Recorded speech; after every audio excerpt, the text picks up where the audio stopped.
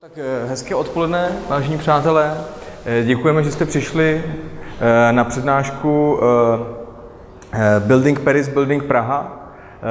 Pánové Guillaume Grall a Benoît Santiard z Paříže, kteří vlastně přijeli na naše pozvání, mají tady 4denní workshop s našimi studenty grafického designu a součástí toho je dnešní přednáška, kde se budou prezentovat, budou vlastně promovat o svých projektech, asi o jejich výuce, jak učí v Paříži studenty, kteří jsou vlastně architekté a budou asi mluvit i o svém vlastně vztahu k budovám a tak, jak je inspirují.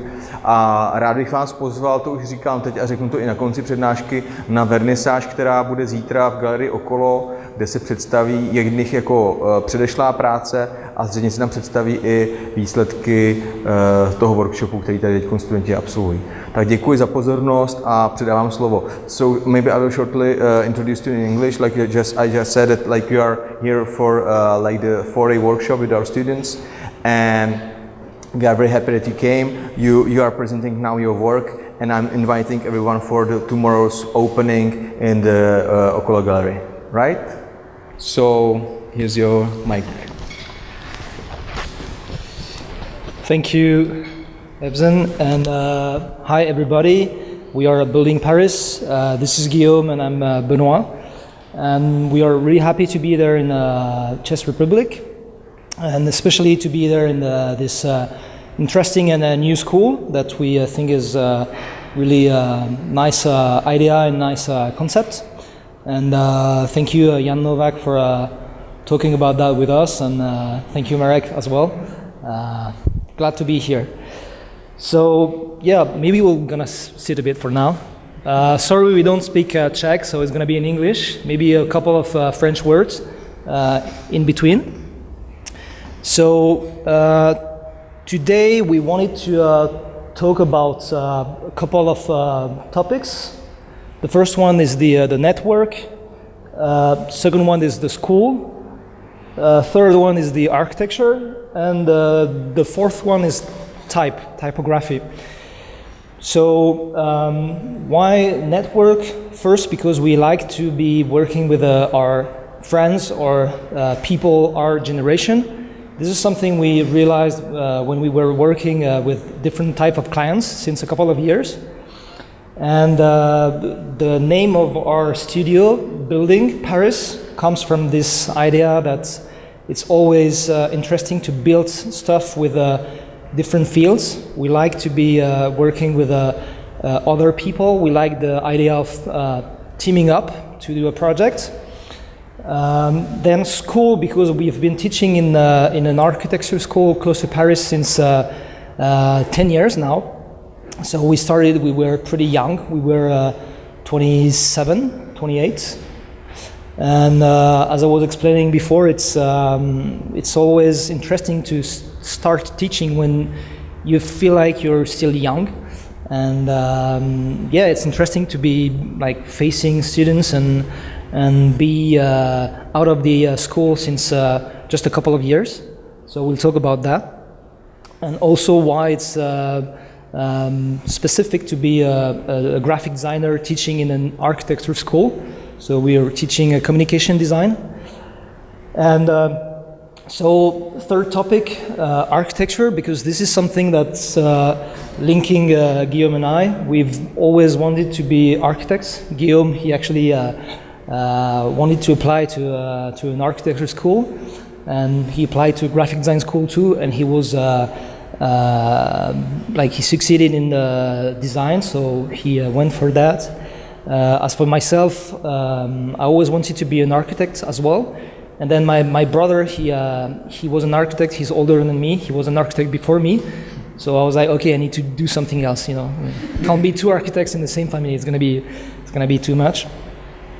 And yeah, and we both did our diploma on architecture. So that's also why we felt we had this connection, and we really enjoy this field of design.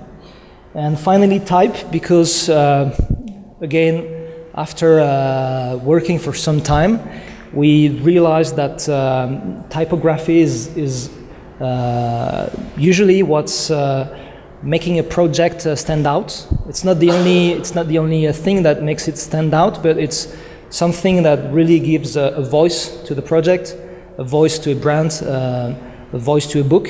So we always liked to build type and to work with typographers.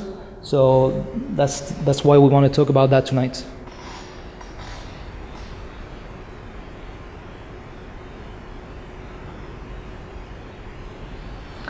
So a big building. This is the offices of an advertising company called BOTC, one of the biggest in France. And they've been relocating their offices in this building. It used to be a warehouse. So it's a pretty massive concrete building, which is close to Paris, in Pantin, the city of Pantin. And we've been asked in a really funny way, actually, to design the signage of those huge offices, which you can see a glimpse on the pillar here. So that's the main entrance, and it was pretty interesting because the two women who came to ask us to do the signage, they are in charge of the interior design, and they wanted to have kind of a fresh eye on the signage, and they came to us with the idea that we could try and come up with something a bit different, like out of the box, thinking out of the box for a signage project.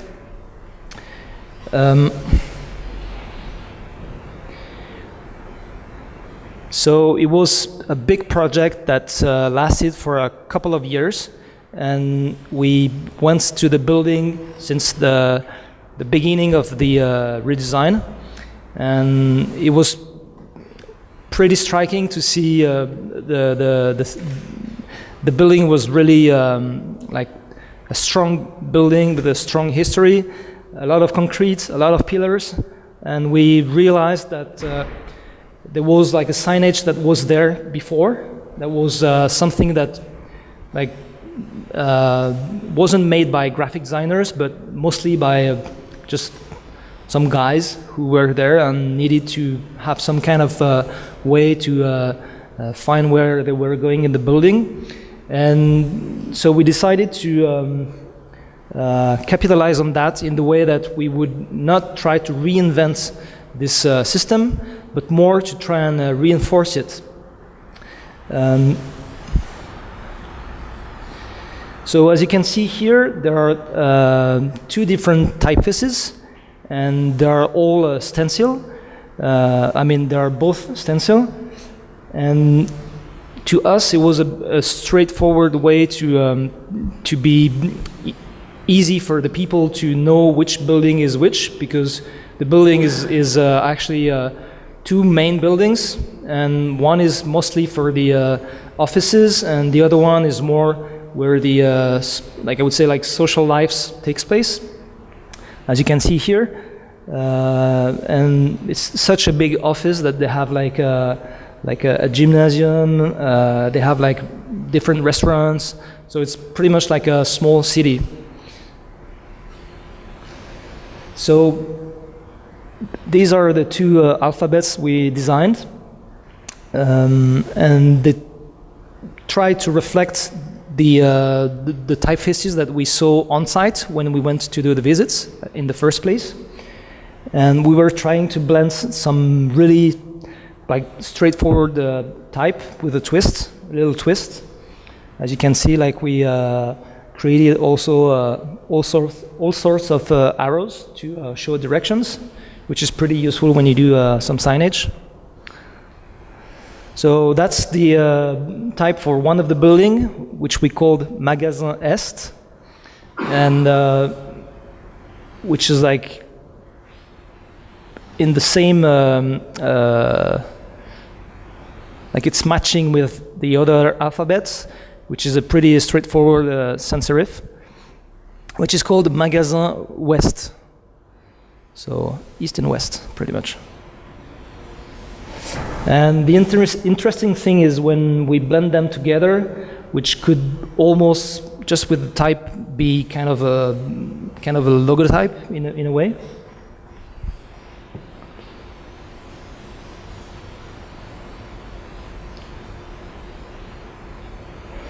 And yeah, talking about network, this is something we did with Jeff Pellet, who's a French type designer. Maybe you want to talk about that? Yeah, Benoît speaks very well English, so I try to make my best. But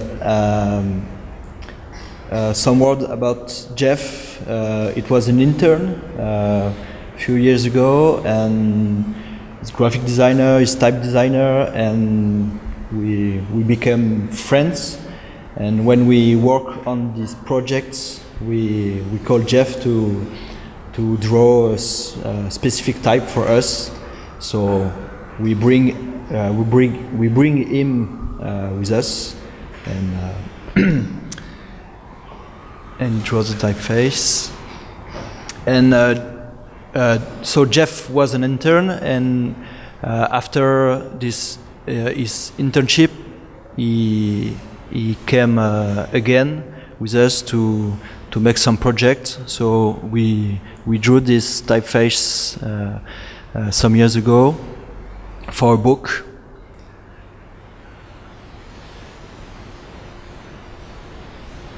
Lyrics, the name of the book. Black and white.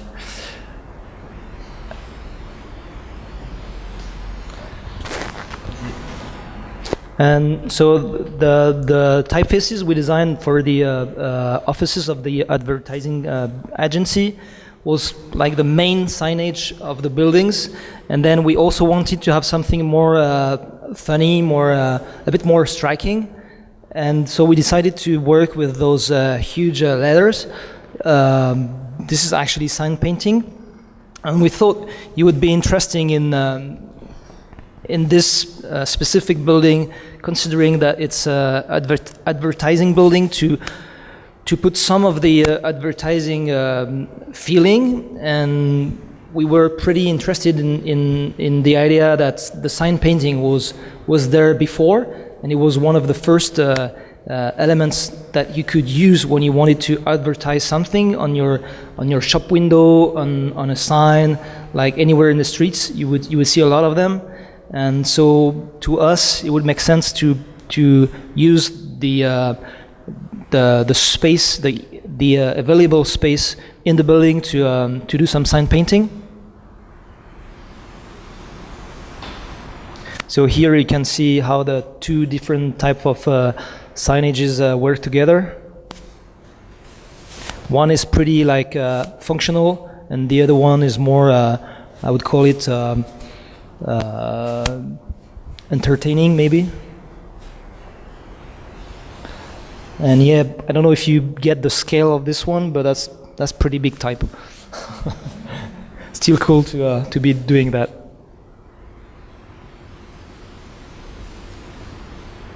And yeah, we what? Inside, outside.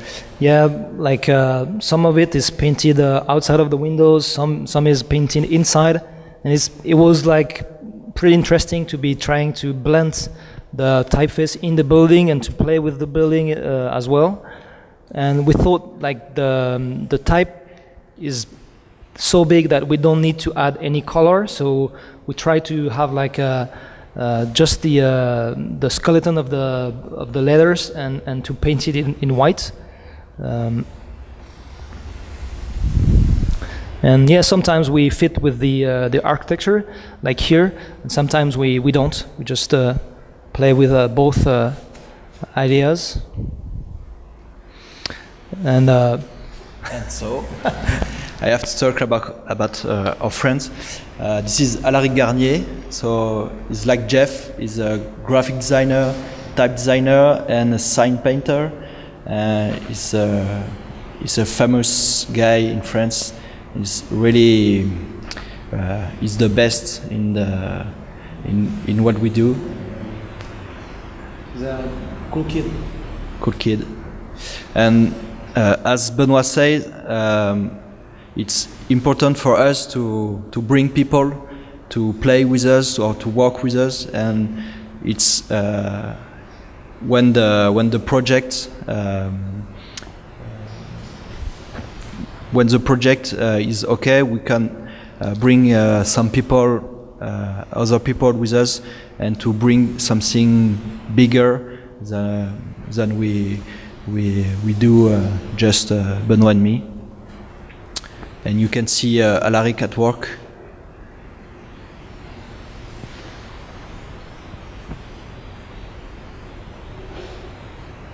And in the building,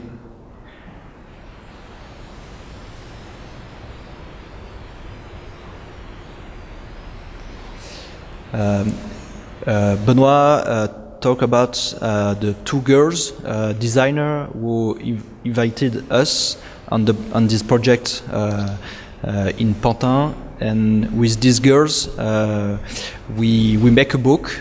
This is another project, but when you work with someone, sometimes they call you for another project, and we make this book at the same time we make the signage. This is a different project. This is a book about Pierre Paulin, who was a famous French designer in the 60s, 70s, and we make a book with TNP, the girls, the designers, and maybe you can explain the context. So the context was we had no money to do the book, and so the pictures of Pierre Paulin, who's really like famous in France, are pretty expensive to work with. So in terms of rights, copyrights for the images. So when we thought about that, we decided that we could try and, instead of publishing pictures, we could try and publish some drawings. And we straight away we thought about Karl Navroth, who's a friend, and we thought like, hey, wait a minute, that would be perfect to work with him.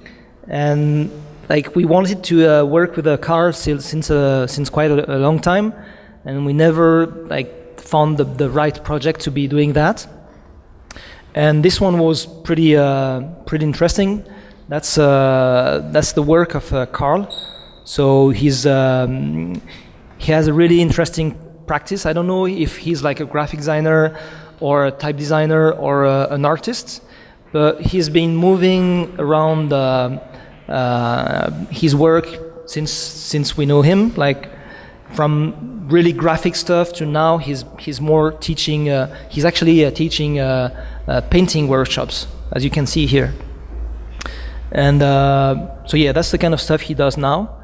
And it's pretty interesting because when we asked him to work on the book, we had pretty clear ideas of the kind of work he could do for us and for this book.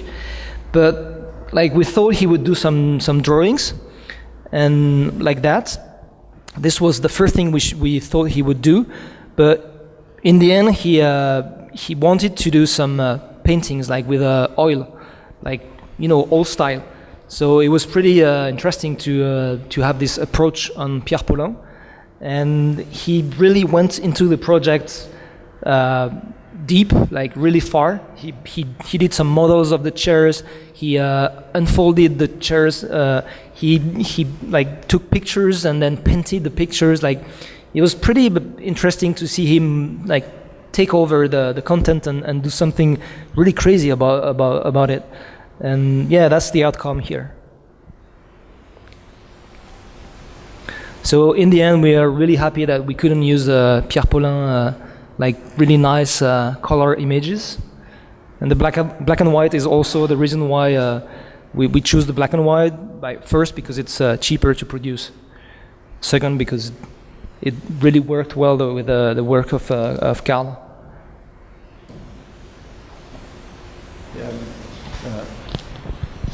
Yeah, I don't think if it's interesting, but we know Karl from a lot of years, and I wrote an article about Carl when I was young in a French magazine, and that's how we met together. I have to write an article about his work, and this is my first article, and I think my only article ever. And so we met together like that. I have to write email and to discuss with him about his work, and I write an article. You can also say that we went to see Carl in Korea in Seoul. He was living there. Yeah. And and this is the magazine where the article was published. It called Étape. It's a French magazine about graphic design, the only one in France. And this this one is a special issue about architecture that we made in 2010, 2011 about architecture and graphic design.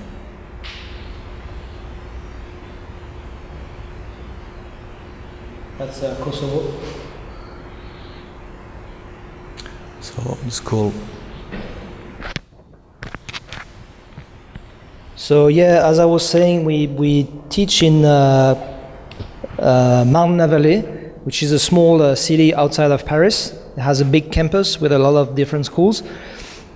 And it's interesting because we've been teaching since 10 years, and we talk about graphic design to architects.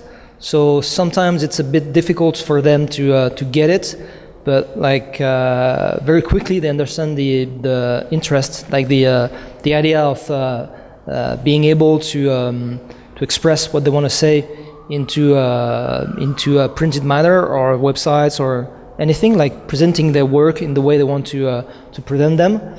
So in the same time, the school is a great opportunity for us to be working with good content, quality content. This is the I don't know how to call it in English. Like it's kind of a reader book for the school that we publish, that they publish, sorry, and that we design. And we've been designing those like it's kind of the school magazine, but we can't really call it a magazine because it's more something you read. And that's the concept, pretty much.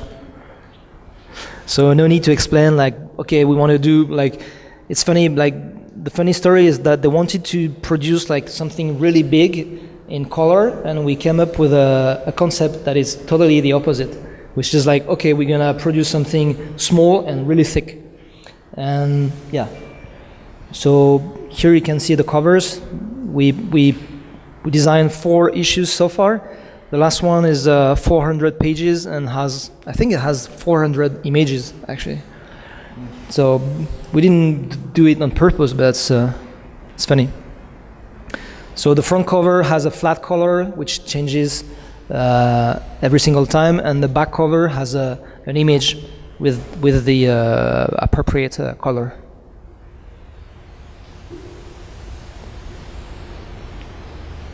And there is always a little fun touch in it. That's our touch. That's the image we got to choose. The only one. Yeah. Okay. You have to switch. So yeah, we selected a couple of images from all of those past issues.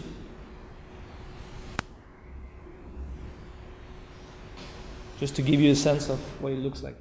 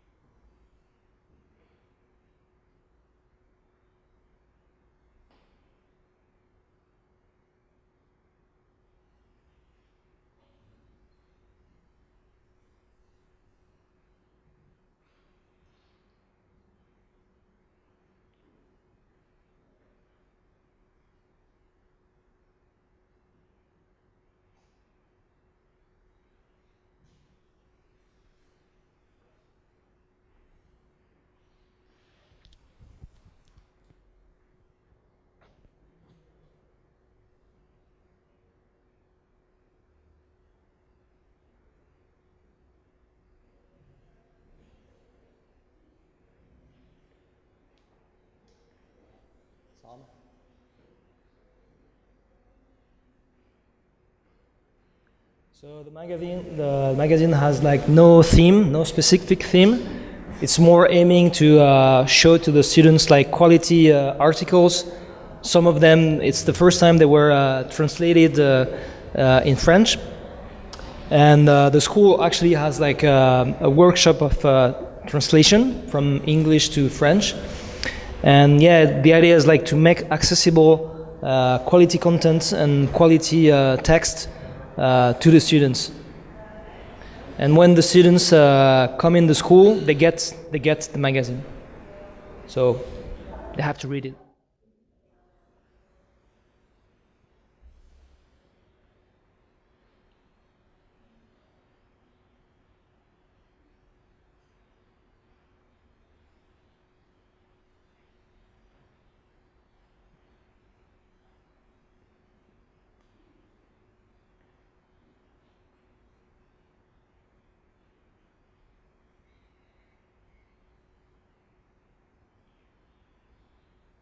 And we find it pretty interesting because we have a close relationship with the editors.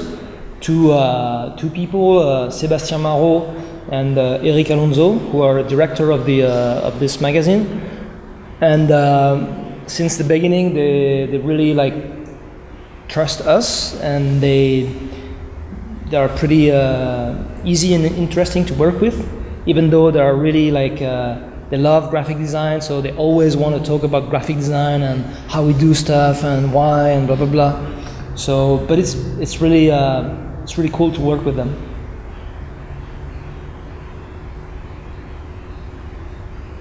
They always want to produce the best. Like every single issue, they want it to be better than the previous one. So that's the kind of challenge we like.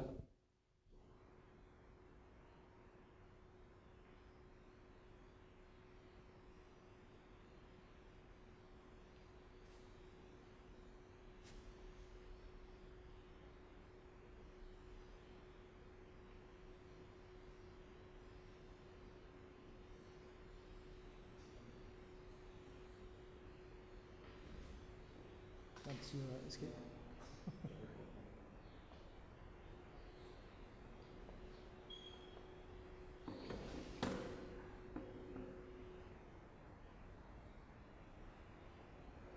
And yeah, so just like a couple of images to show you that we've been working with the school for many different book projects. This is another series of book that we do with the school. But I mean, that was quite a long time ago now. You don't like that? We're not really a fan of them, yeah. That's why we don't show so many images. And that's one book we do now. This is what's the right adjective for this project? This is the biggest mess that we have to carry on, because explain for how long we've been working on the project. yeah, we work on this book for 4 years now, and it's still not finished, and we are currently work on it, and it's difficult. it's really difficult to see these images, because this is not the final cover, and this is what we want to print, but the editor, this is not the school, this is another editor who work with the school, but this editor is we can say it in Prague today. He is not nice with us, and we don't have the l'habitude, on n'a pas l'habitude de. We're not used to. We are not used to work with this kind of people. Every project we have to manage. The people are they trust on us, they trust on our work, on our mind, on our concept, our process. but this kind of people, there is a bridge. Yeah. There is a gap and we try to fill it, but it's not working. Yeah. And they're really picky about everything, even for bad reasons. And yeah, I agree with Guillaume, it's difficult to see that because we put a lot of energy into the project. Like as Guillaume said, we've been working on it for years now, and of course we don't have a raise in the budget, so it's, yeah. But I think it's interesting when we like every time we do a conference for students, we try to include projects that are not working to show that we don't always do stuff that we like, and sometimes we think a project is gonna be interesting, and because we quite like the guy who wrote the book. He's actually one of the editor of the magazine Marne that we showed you before. But yeah, I mean it's difficult. That really it's a mindfuck, as you can say. Yeah, this is maybe the first project that we think about not sign it. Yeah. We discuss about to not put our name in the book because we didn't try to make our best and to make what we want to do in this project. So maybe we won't sign the book. Maybe. So that's just a quick couple of slides to say that like working on those projects, we also like worked on the it's not really a new visual identity of the school, but it's more to try and revamp the one that they had before. And so what we wanted to do is like just to simplify it and come up with a couple of simple ideas, which is like to keep the typeface that we're using, which is Myriad. So it's not really the kind of typefaces we would think of when we want to do identity, but yeah, we kept it and we tried to work on the color palette. And we did all of the print stuff, but we had our friends from WA 75, Yorel and Laurent, to do the websites. So those guys, they were teaching with us, and so yeah, we think they did a pretty good job in taking our identity and making a website out of it. And yeah, and so we like one of the things we did too on the visual identity is to say to the school, hey, we need to like put an image on the school. And one of the big difference with this architecture school is that it's outside of Paris, so it's really blended into the nature, and a couple of current problematics that are really important in architecture, like developing the banlieue and outside of Paris. And yeah, so we asked Mir Murate, who's a talented photographer, to do kind of a survey on the outside of the school, and from really far to really close. And these are the images he did. So that's the city that the school is in, Noisy-Champs. And for the students that we were doing the workshop with, I talked about this neighborhood because it's close by that Ricardo Bofill did Abraxas, huge housing complex. And yeah, we like Mir, like the photographer, because he's always trying to capture some kind of funny scenes. So that's the view we get from the school, and that's the school, the building you see at the background of the image. On the left. On the left. It was built like this one. It was built by Bernard Tchoumi, French or Swiss architect, I can't remember. Swiss in French. Swiss French.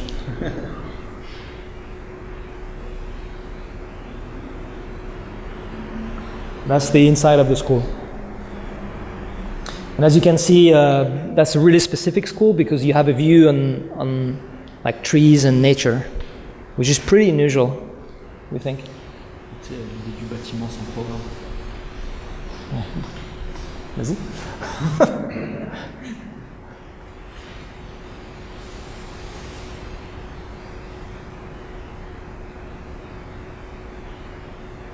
So that's the photographer, and it's really someone we like, and we've been working with him since a couple of years now, and like we have a cool project with him. Maybe we can talk about it later. I don't know. Yeah. It's funny because we are younger than him.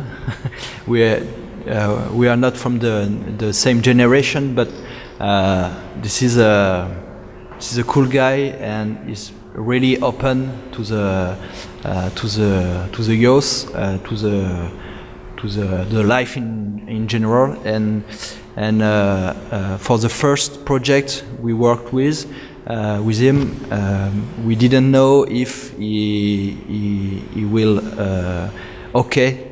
be okay to work with him, because we didn't know really well. We know him, but we didn't know if him know us. So since the first project we talked after, we work with him every year on a lot of projects, and he's the best photographer in town. This is his work. He do as an author, like an artist. He make photographs from the city, the suburbs, and how do you say the in between. He's really good with people. He's really good at interacting with people, and he would go into places you wouldn't even dare to go and talk to the people and manage to get a picture of them. And yeah, he's been working a lot with gypsies and like people who live in the street. And yeah, that's a picture we really like about like that he did.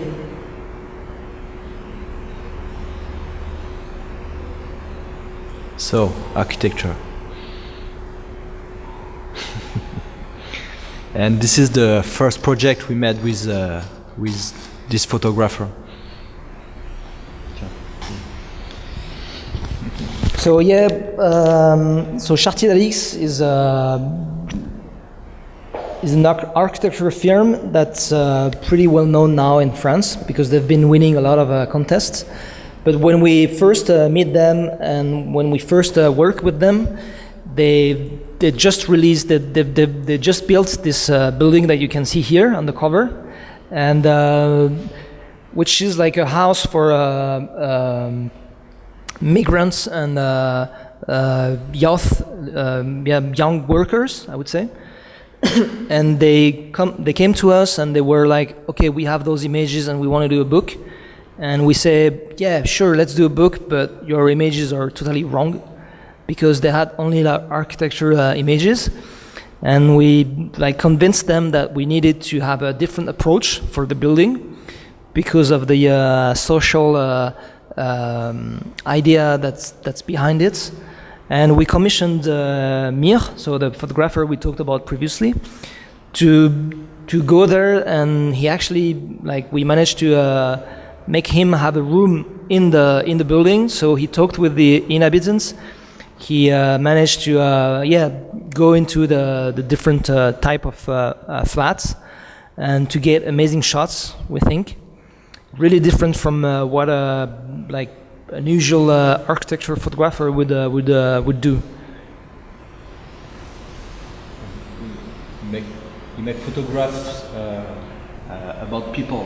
He photographed the inhabitants of the building. Yeah, and it's a different vision. Like he shows the building by photographing the people living in it.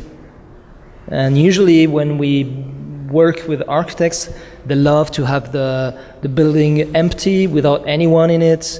So we try to convince them that it was pretty interesting to show the life of the building, and that, you know, out of it you would understand it more.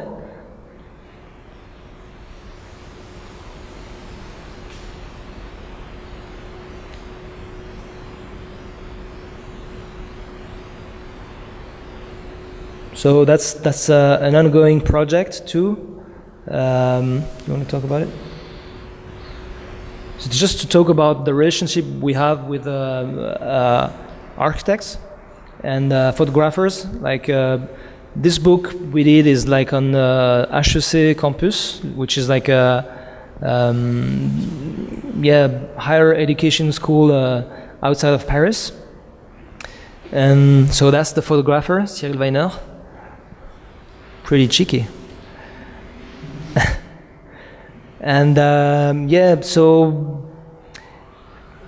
what can we say about Cyril Weiner? He's another big name of French architecture photography, like in the young generation. And he's another photographer that we work with a lot. Recently, we've been doing a lot of projects with him, and we like the way he captures the space, the way people use it, the light, like the atmospheres, and like we feel pretty close to the kind of images to his sensibility. And this is a book that we just released with him, and we had the same kind of idea to show architecture, but with a different approach. And this is a book we've been working on for 1 year, although it's pretty simple. It's 14 recent projects by the firm School, which is one of the 10 biggest firms of architecture in France. They've been working a lot, they've been building a lot of stadiums, like this one in Marseille, Stade Vélodrome.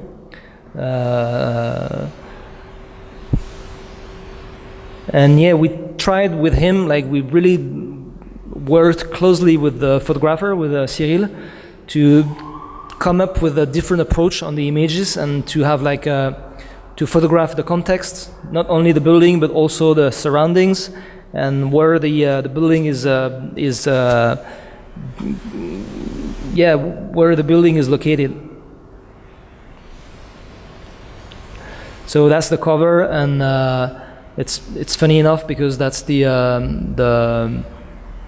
Cité Radieuse, like a building by Le Corbusier in Marseille. And as you can see, there is someone grabbing an image, and the stadium is on the right. And we thought it would be a different and fun approach to put it on the cover. And that's the kind of images we, Cyril did.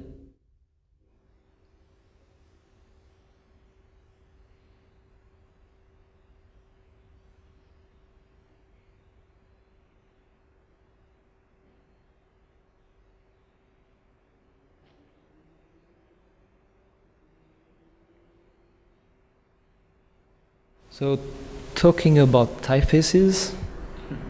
It's a transition. It was really subtle until now. You want to talk about it? This is a typeface called Tactic, and designed by a nice guy, Antoine Elsenson. He was an intern at our office, and we kept the contact with him.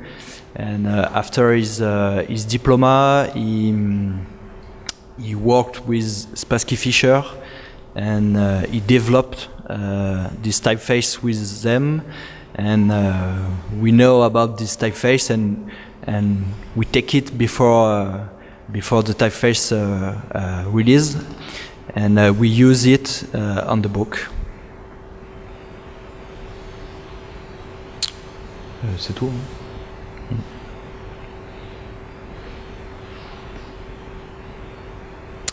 So, building type.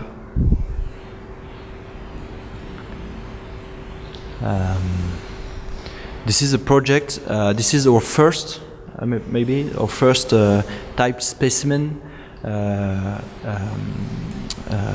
for a type company in France called Production Type, and they ask us to make a type specimen, and and you understand that we like to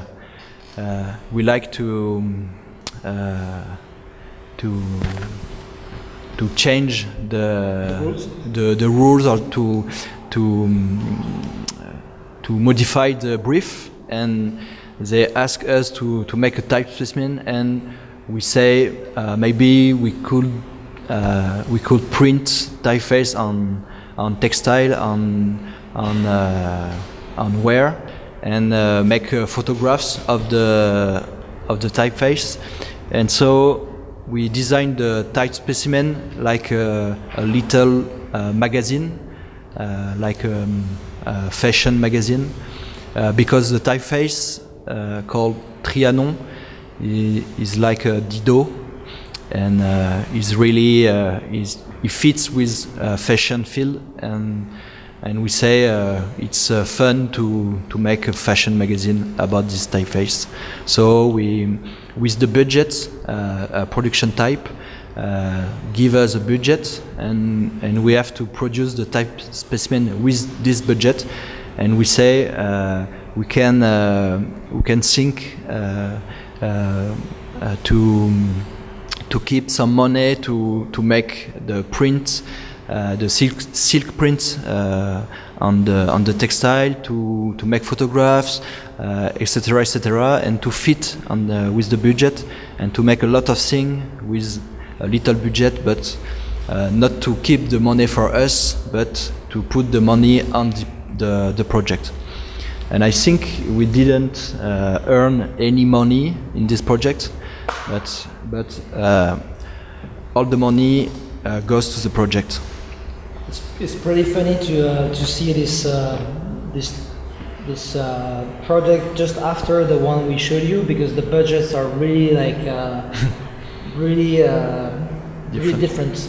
And this one, yeah, we thought we had a good idea, and we wanted to make it happen. So pretty much all of the people that helped us, like the fashion designer, the photographer, the stylist, the people retouching the images after and everything. The printer, the guy who produced the silk screen and everything. There were some friends, and we managed to convince them that we were doing something interesting, and they trust us.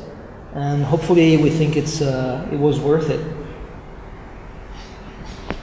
And it was pretty funny because when we thought about type specimen, we always had the same kind of images in mind, where the type specimen, they show type. So basically we found it was funny to show type in a different way, and to put pictures instead.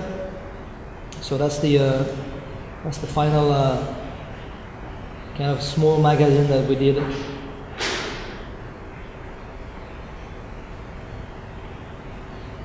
And there is a page about the typeset. Yeah. One. And this is Jean-Baptiste Levé. Which one? And Quentin.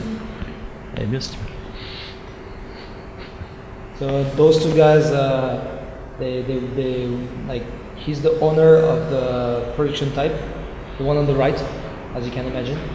But we really think he looks like the one on the left. and he was working on the project with him. So And Quentin was also an intern at Building Paris. yeah, we had so many people. But that you can see, we keep the contact with our intern, and we try to work with them after the internship. It's really important for us to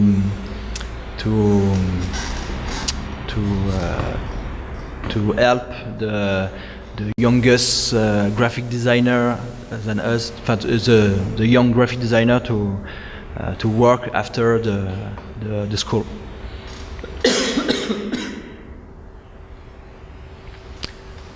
And this is another one type specimen with production type, and this project is about spectral typeface, a serif typeface, and production type make this type for Google, so it's a Google font, a free font, and production ask us to make the type specimen, and it was difficult to work with Google. It's another kind of process, and it was hard to make it real. But we are really happy with the project, and to say off the record, there was a lot of budget for the printing, and so we are. was to use it. So Yeah. So what can we do with all this money? And we say, okay, so we want 16 different paper.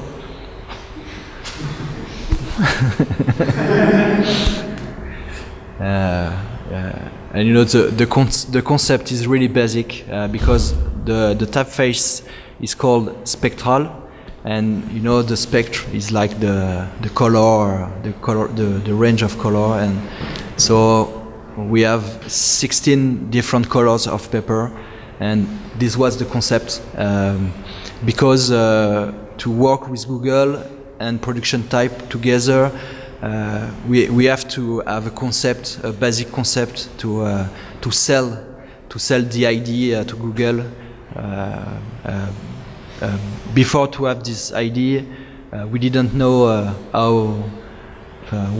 what we have to do, and Benoît said one day, "Hey, it's spectral, so this is the color, so 16 different colors.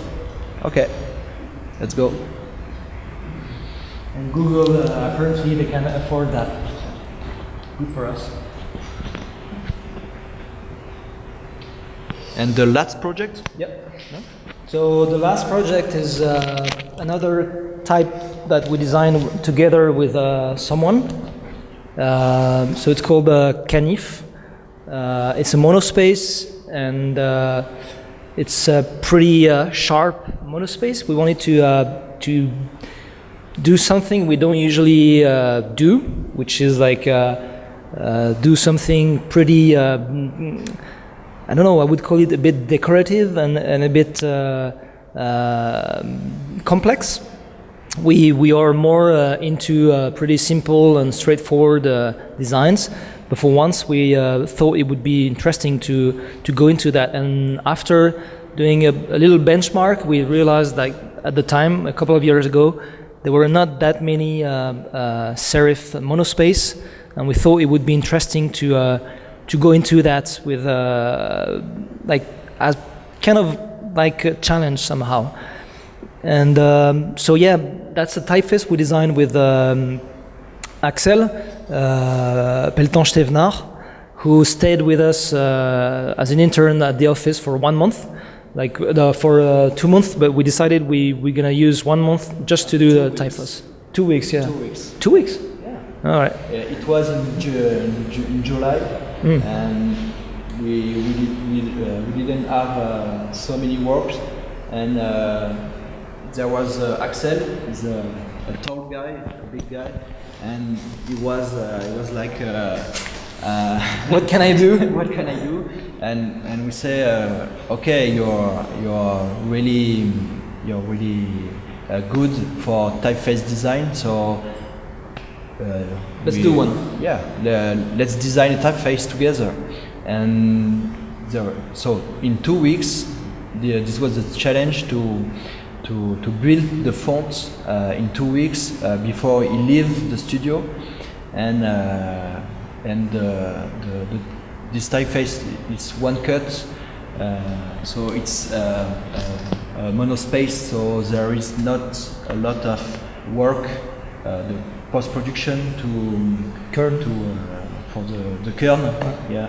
So it's easy to produce in 2 weeks, I think, and and we did it. So it's him. He was just out of jail on this one. Just kidding. And that's Émilie Rigaud. So she owns like a little type company. Like she's publishing, releasing fonts. And the idea was like we start the process of the design with Axel, and then he leaves the studio, but we keep in touch and we try and help him to release the font on the market. So it was pretty interesting for him to be doing that outside of our studio, but also like with our help and with our like, you know, kind of like art direction. Yeah, let's say that. So and some time ago we decided that we should extend the family a bit, because like we were using the font a lot in our designs, and we felt like it was lacking of an italic. And we thought it would be interesting not to do a slanted italic, like not to take the font and put an angle on it, but more think about it as a as a real alphabet that's more designed and more thought. And this is the outcome. And it was an interesting process. And so a couple of months ago we launched we used the new font, like the italic, as an excuse to throw a party and to drink some beers with friends and the graphic design and the type design community in Paris. And we decided that it would be interesting to do our own type specimen. And we thought, okay, like for us, what's the ideal type specimen? And really quickly we decided that, okay, for us the best type specimen is if someone else designs it for us, which is and this is not our ID. This is the ID from Axel. Axel one day say, I asked my friend to produce some poster with the typeface, and we say okay, and we could expand the ID and to ask a lot of designer, a friend mostly, and to make a real project with the poster and to make a newspaper. So that's Cécile. She's been working with us since 1 year now? 1 year, yeah. Yeah. And she was an intern. She was an intern, and now she's working with us as a freelancer. And as you see, we that's something we like to do, because we feel like after we work with someone, we learn from him or her, and he or her learns from us, and we establish a connection. We don't do it with all of the interns, because sometimes it doesn't work like that. That's just the way it is in life. But Cécile has been a really good help since a long time, and we really enjoy working with her. And that's her. She's the model. or model actually. Official model now. Official model. And yeah, so the idea about asking people to design a specimen for us or to use the typeface was to kind of create our own dream team. Casting. And and ask a lot of people that we like, a lot of people that we think could use it well. And yeah, so we asked Jan to to do something with it. And a lot of different people from different countries, and It was fun because we are Building Paris and Axel. We make this project together, and with Emily. Emily let us play with this specimen, and Axel asked to his network, and we asked to our network, and we bring the two networks together, and it's a kind of magic. It's a kind of magic, yes. And there is a young people, mostly the friend of Axel, and older people. Friend of us. So yeah, and this is a couple of spreads that were produced for the specimen. And we like the idea of a specimen being a newspaper, because a newspaper is something that it's pretty easy to put together, and it's a nice way of printing stuff. So here you can see some of our good friends. Jadusen on the left. We are sharing office space with him, and on the right is Olivier Lebrun. We've been sharing an office with him also some time ago now, and two really good people. And we made the layout like that, so we wanted to put someone behind someone else, and we chose the people. We didn't choose the match of layout. We chose the match of people. Yeah. People matching, like.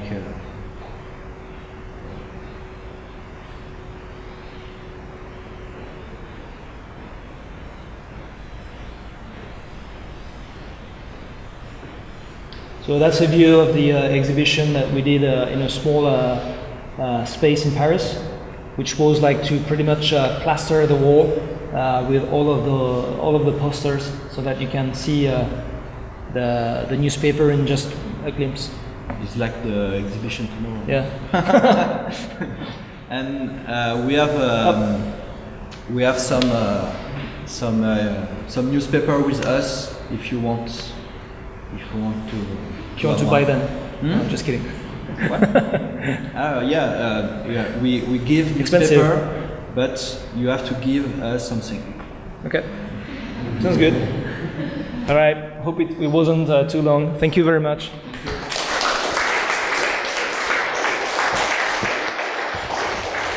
This information you gave me about this, like your relationship or your attitude to architecture and how it's connected, because like you are working here 4 days or 3 days already with students, and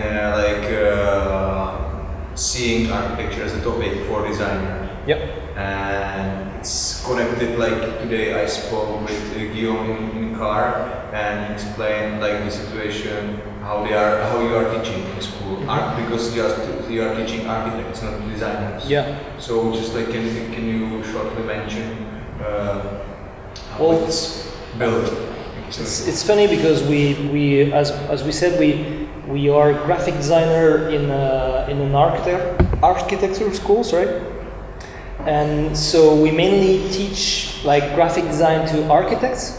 And when we came here, we thought it would be funny to do the other way, like to talk about architecture with graphic designers. And I think that's something we like with Guillaume, is always to try and blur a bit the boundaries, and to try and take people from a different context and put them in another one, which we really enjoy doing ourselves. And I think that's how you build stuff, and how you. That's also why at some point we decided to work together, because we realized that alone we would do stuff, but pretty soon we would arrive. Pretty much we would reach a point where, like, when you're alone, working alone, at some point you need someone to be, talking with you, expressing different ideas, even sometimes like fighting about stuff, like, no, I don't agree, like, this is bullshit, blah, blah, blah. And this is also why we want to, like, every time we do a workshop, we want the students to be working as teams, because we think that's something that worked with us pretty well. And we think always that when you talk with someone, and when you take someone that is used to be doing something and you put him in a different context, like we do with photographers and like we do with illustrators, or like we have many examples of those kind of situations, we are always kind of surprised with the outcome. Sometimes we're surprised in a good way, sometimes we think it was really a bad idea. But at least we like this idea of challenging situations, I would say. I don't know if this is answering your question at all, but more than you wanted. Make him stop. We are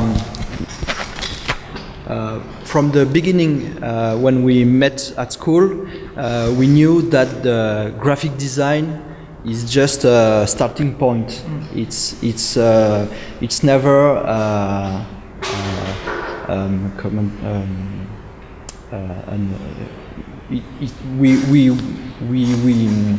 sorry, we didn't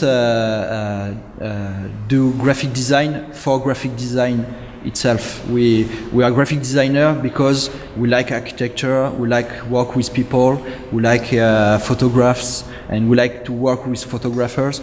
And so for us, graphic design is a tool, is a way to talk about subjects, to talk about another else than graphic design.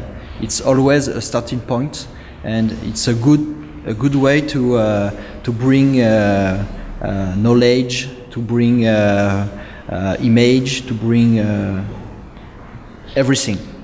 So we like graphic design, and we like to design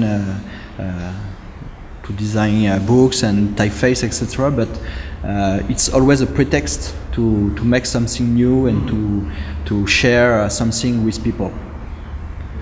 I understand, like, maybe when I was going through this PDF about you, so I'm not sure if I will say it correctly, but something like you're saying design is a like tool for bringing the context, or like something which is like inside the design, like design is making the like communication or visual information to the client or audience. We think like some designers they think about designing something to make it look nice, and we like to think that we want to work on the content to make it right, and then after the shape will take place. Like that's what we borrow from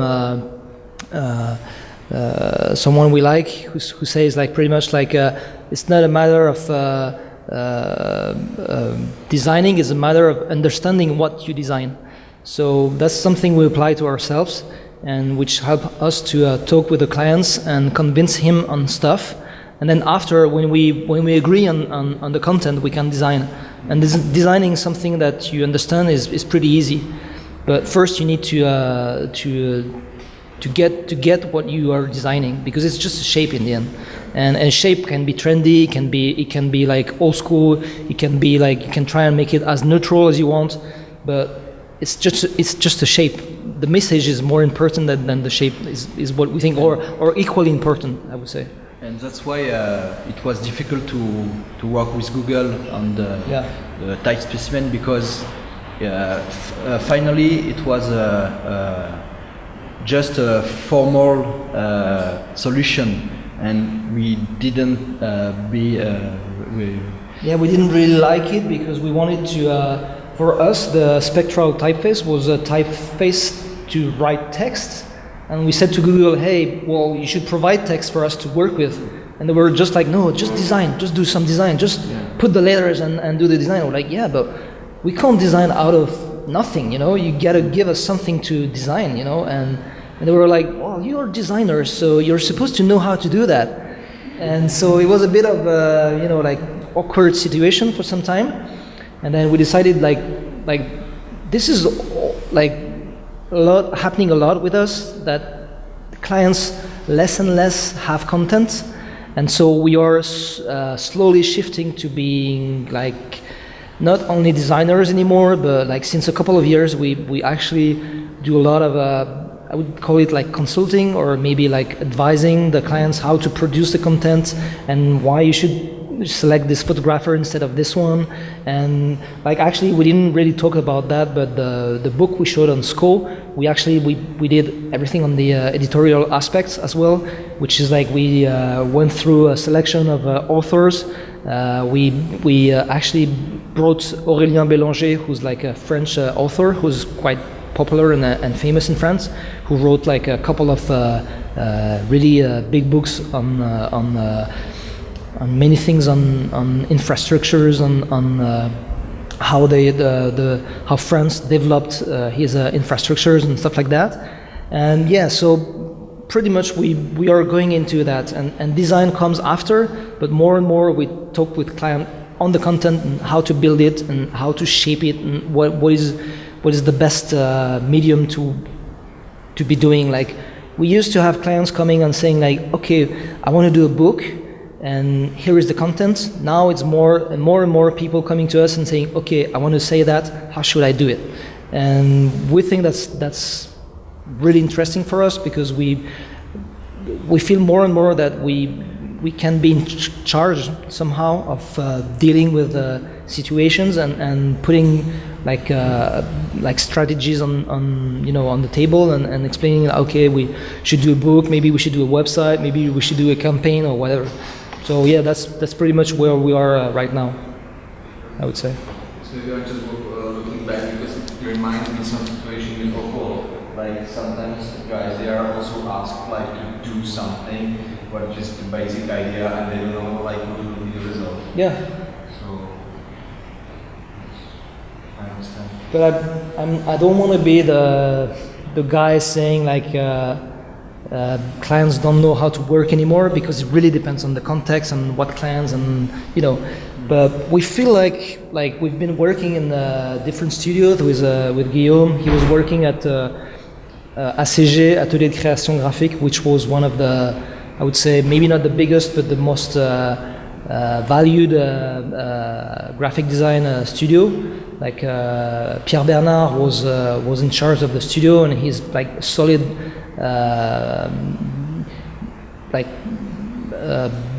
guy in France for graphic design. He had a really huge background in the history of graphic design. And I think you were working with big clients, and they kind of knew how to work and how to produce content. And we feel like now, we're talking about France because that's the example we have, but it's less and less the case. So it's more and more difficult to have a text that is really well written, and they give it to you and it's fine. Now it's almost always like, oh, I send you the text, oh no, wait, and 1 week after, oh, I send it again, and man, it's on the layout already, so what the hell, we can't do that 3 times, and it's more and more like that, So yeah, we try and think that if we take this part of the project in-house, it's a way to control it better somehow. So yeah. So maybe the last question I'll give you, I don't know also if you didn't mention before. I was surprised with this workshop, you asked to print 2,000 sheets. Yeah. And the very first evening you were together. So you said that you see some equality between these printings and these clouds full of pictures, because they are also like very, they need a lot of energy to keep this all information online. Yeah. So it sounds so interesting to me. So just if you can say something about this. Well, it's funny because like we always work a lot with printed matter, because we think, as I told you before, we think it's interesting for students to be working outside of their computers, just for some short period of times, a couple of days. When you do a workshop, like somehow it's within your teaching, but it's also a bit apart from it. So we think it's interesting to use this space of the workshop as a moment where first you work with someone else, like as a team, and usually like most of the schools we teach workshops, they're not used to be working together as teams. And also we think it's interesting to make them work with printed paper, because they can't really cheat in a way. They can't really come up with like a filter, or they need to have like ideas, and they need to try and express them in a pretty easy way. And talking about like, is it a waste to print that many pages? Somehow I would say yes. Somehow it's also I was comparing like when you send an email, it's also like really energy consuming. And especially because like those farms, I was talking about the servers farms that they have like in I think it's a lot of them that are in the US, in I think close to Las Vegas, in the desert somewhere, and they need to, like, it's creating a lot of I'm talking about like huge farms of servers, and they are consuming a lot of energy. They're heating a lot, so they need to cool them down. So there is a lot of energy going on in this, and when you click on your keyboard and you send an email, you don't really realize that, but printing paper is physical, and you see it, and it's here on the table, so it looks pretty impressive. But I would be curious to do the math and to see what it is worth of paper during like a year of emails. Like, what would be the comparison? And and it's also interesting because the printing process relies on the wood, and the wood is something that exists since a long time, and now that more and more people are aware of trying to work with, like, when they cut trees, they plant trees. So it might be more ecological now than sending emails somehow. What's your source? Wikipedia. But we think the paper is the best tool to discuss with in a team, but with another people, with the teacher, with the guy from another team. The paper, you can touch it, you can give it, you can keep it, you can cut it, and it's a way to make the thing together and in real time.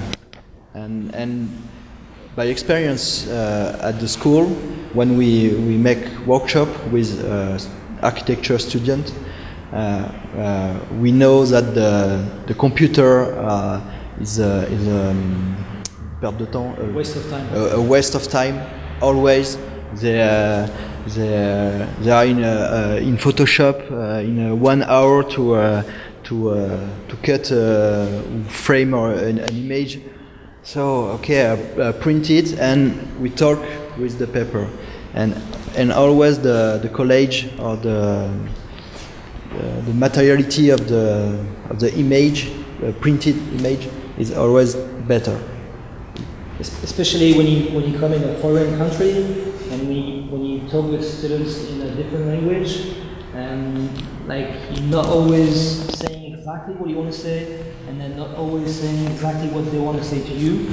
So we feel like, as Guillaume says, like it's pretty easy to talk with someone in your hands and to try and make it happen right here, right now.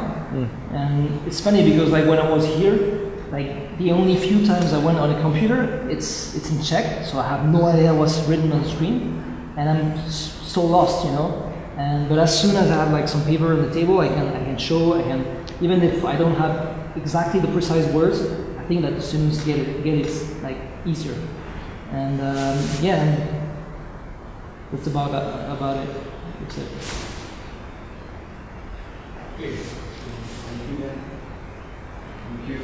Thank you. Thank you.